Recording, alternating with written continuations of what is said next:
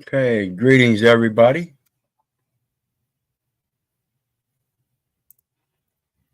Keith here. Hoping everybody's having a good day, enjoying life, living life, loving life. Coming at you this afternoon instead of tonight. Hoping I can get this out. My computer is acting up lately and shutting down on me left and right. So I've got a new one on the way finally. We'll get here Monday, hopefully. So I may not be posting much. I'm hoping this will go good enough that we can get through it. But I've got some stuff I want to go over again. And real quick here, I want to remind everybody, I certainly appreciate all your support. In the meantime, please hit that like, share, and subscribe button. There is a PayPal link down below. If anybody wants to share some love, all of it's appreciated. The StreamYard link is down there for anybody who wants to join the panel. And we're going to get right into it with etymology again today. And this is a term that we've been over before in identity. Id means it, and then entity means being. From late Latin entitatum, nominative entitatis. From ens, genitive entis, a thing. Proposed by Caesar as present participle of s, be, see, is. To render Greek philosophical term to on that which is. That which is. From neuter of present participle of and I to be. Pi root s, to be. Proto-Indo-European root, to be. To be or not to be. So the entity is to be. It's the future thing. It is not yet. It is not brought forth yet.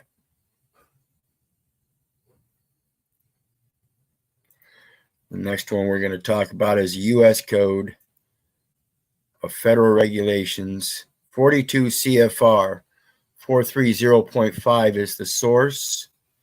And it says contractor.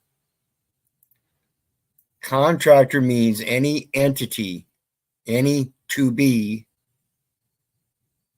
any being that contracts with the state agency under the state plan in return for a payment, in return to process claims, in return to provide or pay for medical services, in return for in return to enhance the state agency's capability for effective administration of the program. So the contractor contracts with the state agency under the state plan to provide the personal services of filling out the paperwork in that state plan.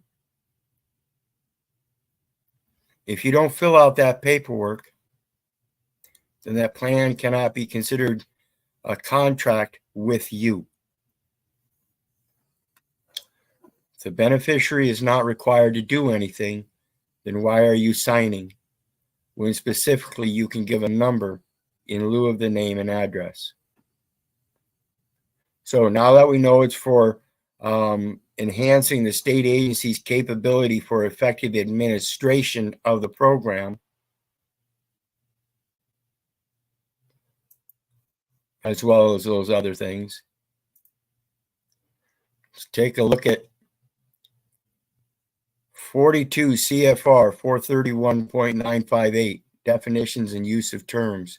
And this is the public health program that we're talking about. Title 42, Public Health, Social Security Act, Chapter 4. This is Title 4, and this has to do with all of the different programs under Chapter 4. Title 4D as it relates to contracts.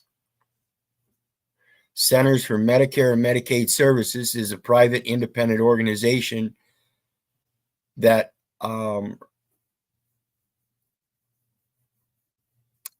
they don't necessarily regulate it, but they coordinate.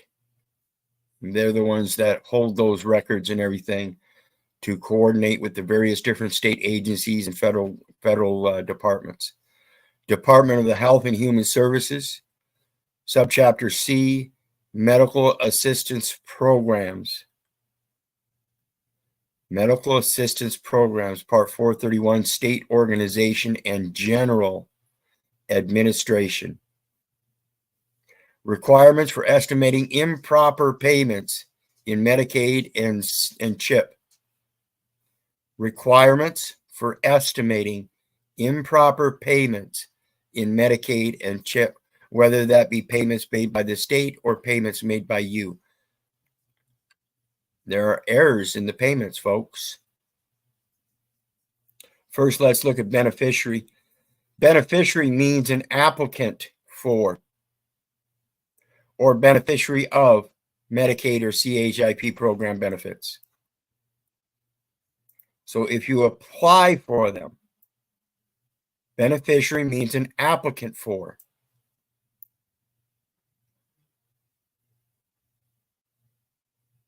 Corrective action means actions to be taken. Actions to be taken by the state to reduce errors or other vulnerabilities for the purpose of reducing improper payments in Medicaid and CHIP. Deficiency means a finding in which a claim or payment had a medical, data processing, and/or eligibility error that did not result in federal or state improper payment. Means a finding in which a claim or payment had a medical, data processing, and/or eligibility error that did not result in federal and/or state improper payment.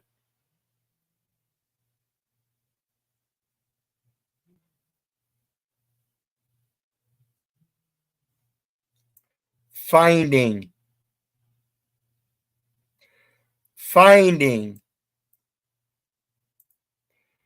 means errors and/or deficiencies identified through the medical, data processing, and eligibility reviews. Data processing, I find the errors that I placed in, on, and for records. Instead of giving medical information,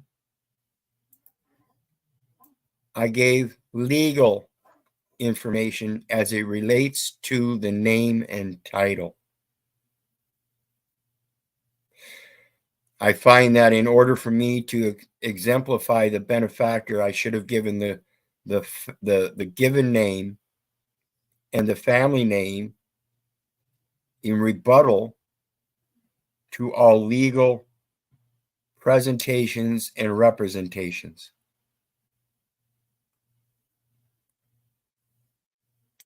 Real quick, I want to remind everybody, hit that like, share, and subscribe for me, folks.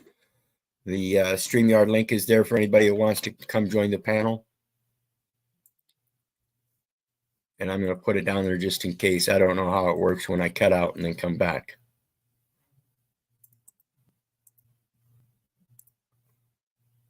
So there's the StreamYard link for anybody who wants to come up on panel. And we're going to get back into it. And this time we're going to go to 42 CFR 431.960. Types of payment errors. General rule, errors identified for the Medicaid and CHIP improper payments measurement under the Improper Payments Information Act of 2002 must affect payment under applicable federal or state policy or both. Social Security is that applicable policy, and that is what we're talking about. That whole record is in error. It's a statistical jurisdiction that's created, and they are dependent upon the numbers only. They do not need the names. They do not need the titles. Data processing errors. A data processing error is an error resulting in an overpayment or underpayment that is determined from a review of the claim and other information available in the state's Medicaid Management Information System. Related systems or outside sources of provider verification resulting in federal or state improper payments. Provider, you're the one that's providing the information. You are the provider. Without you providing the data elements, there is nothing else they can consider. In their Medicaid Management Information System or any other related systems. So let's take a look at that term. Provider means any qualified provider. Recognized, recognized. They cognized it as one thing and then recognized it as something else. They took the given name and the family name and recognized it by a translation into the legal name consisting of both the first name and last name. This is why the nice policy officer alongside the road on that postal road issuing unregistered securities is asking you for a first and last name. He needs that legal name. Okay? And this is stated in the Social Security records, the state Social Security's Programs Operations Manual. And this is for the programs. Medical assistance programs under public health. Medical assistance programs, Centers for Medicare and Medicaid Services, and you're providing personal services by providing the data elements to their record for statistical tracking. That's it. But they use it against you in every other form. When they take that last name and they convert it to a firm name, look at your prescription. Next time you go to the nice doctor and you get a prescription for medications, look on that prescription. I'm going to show you one. And you're going to see a blatant conversion right on the face of the document. This is a finding of errors. This is a finding, means errors and or deficiencies identified through the medical data processing and eligibility reviews. So let's look at the next one. 42 CFR 441.730, provider qualifications. Requirements. The state must provide assurances that the necessary safeguards have been taken to protect the health and welfare of enrollees. To protect the health and welfare of enrollees in state plan HCBS and must define in writing standards for providers, both agencies and individuals of HCBS and for agents conducting individualized independent evaluation. Agents conducting individualized independent evaluation. That's you. You're the one that's conducting yourself as an agent individually giving your independent evaluation, and all you're doing is evaluating that what everybody else is saying is true, when in fact it's not. Independent assessment and service plan development.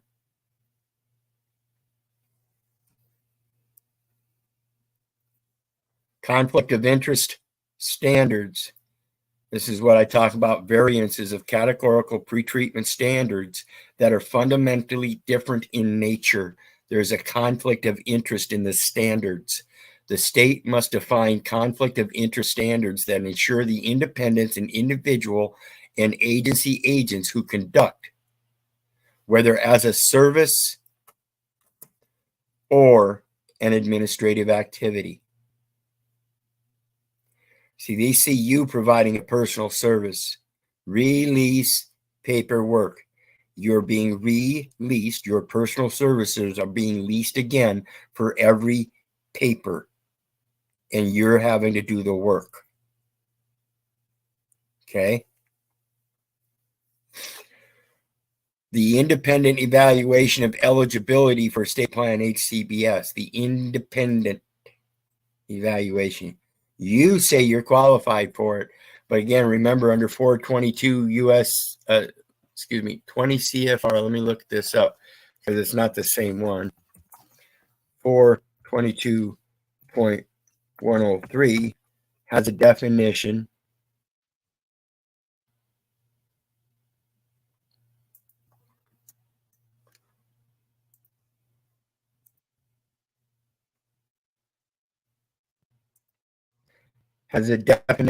Oops. The next one, 422.104. Who can be assigned a social security number? Who can be assigned a social security number? And you'll see this term "you" is blue line highlighted, underlined. So when you click on that, it gives you the sources, 422.402, and it's a definition. It says "you" means an individual who owes a debt to the United States. Okay? So when they're keeping track of the individual at the state level and they parlay it as "you," then they're claiming that you owe a debt to the United States. How do you owe a debt to the United States that's insolvent? Okay? Independent evaluation. You're the one that's putting the valuation on there. Stamps and other representatives of values are obligations and other securities of the United States. If you're going to put an evaluation on there, make sure that it's done in peace so that it's not an obligation except upon keeping peace. Who are responsible for the independent assessment of need for HCBS. So if you're the one that determines you need it, you're the one asking for it, you're the one that goes and fills out that application, you're the one that's giving that personal independent assessment. Otherwise, you go ask for help somewhere else. Or who are responsible for the development of the service plan. The conflict of interest standards apply to all individuals and entities, public or private. At minimum, these agents must not be any of the following: related by blood or marriage to the individual or to any paid caregiver of the individual. The individual is in fact my next of kin. It is a fictional record. Financially responsible for the individual. The authorized representative giving an unambiguous authorized signature on the instrument is therefore not liable for the person named in the instrument. Empowered to make financial or health-related decisions on behalf of the individual. If you're not liable for the individual, then it's not your choice. You are not empowered to make financial or health-related decisions on behalf of that individual.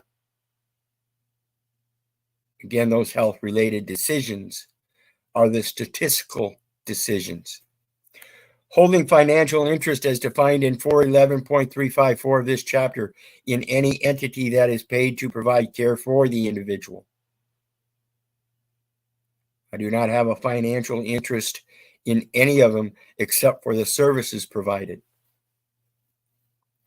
Providers of state plan HCBS for the individual or those who have an interest in or are employed by a provider of state plan HCBS for the individual, except when the state demonstrates that the only willing and qualified agent to perform independent assessments and develop person-centered service plans in the geographic area also provides HCBS, and the state devises conflict of interest protections, including separation of agent and provider functions within provider entity.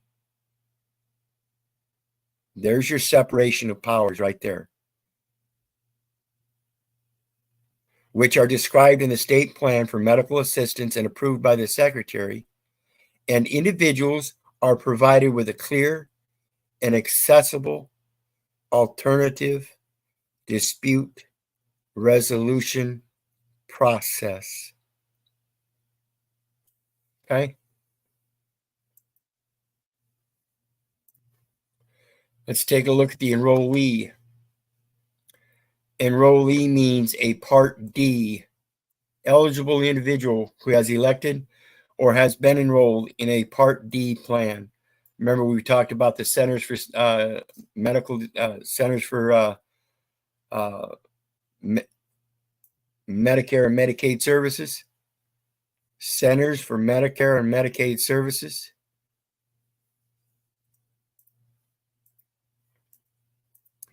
That's when you were enrolled. When you're born, upon enumeration at birth, you are automatically applicable, and therefore they automatically apply it. Again, like I said earlier, if there is no birth registry in the United States, then you cannot be possibly born in the United States. And what happens is that upon enumeration at birth, a U.S. nationality is conferred upon the one born. This is the creation of the United States citizenship.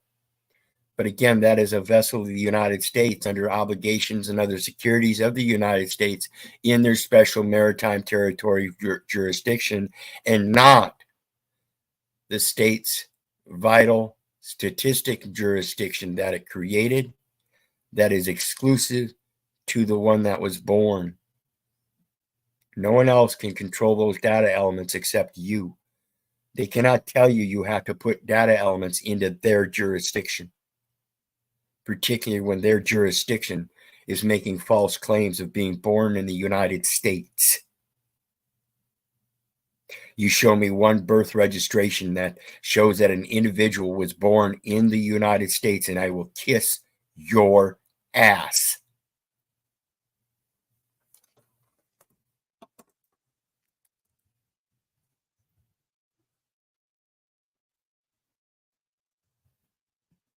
Hold on just a second here, folks.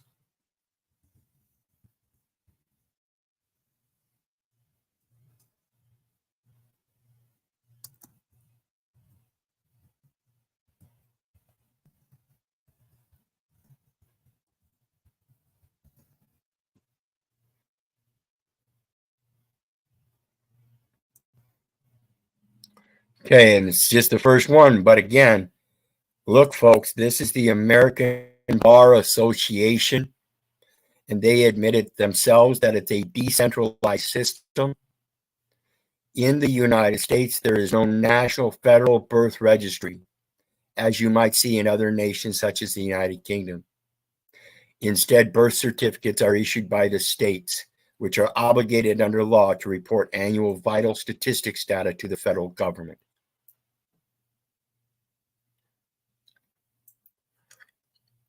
Like I said, that is the extent of their jurisdiction, is the vital statistics. That's what they're required by law to provide to the federal government. They're not required to provide the name, address, phone number, and all that. So why are they getting it from you? Why are they keeping track of that? Why have you been indoctrinated into believing all that stupid shit? Because your mom and dad were. Their mom and dad were. And it's slowly progressing, and people are getting dumber and dumber. It's a matter of reading, folks. And it's very simple. So in the meantime, I want to thank everybody once again. Please hit that like, share, and subscribe button. There's PayPal links down below for anybody who wants to share some love. I can always use it. Every little bit counts, 10, 20, 30, 50 bucks, whatever. It all helps. And I guarantee you, I do love you. I just don't give a rat's ass whether you love me back. You have to learn how to love yourself, so then you can learn how to love other people. Because while you're still a bitch-ass slave in this indoctrinated system, I don't know that you can really love yourself. You have to be able to find solutions to allow yourself to live the way you're meant to live, and not to live by some placating of some drama story that somebody else is writing out before you. That is not what you're meant to be. So again, God bless. Have a good day, and we'll see you next time. Bye now.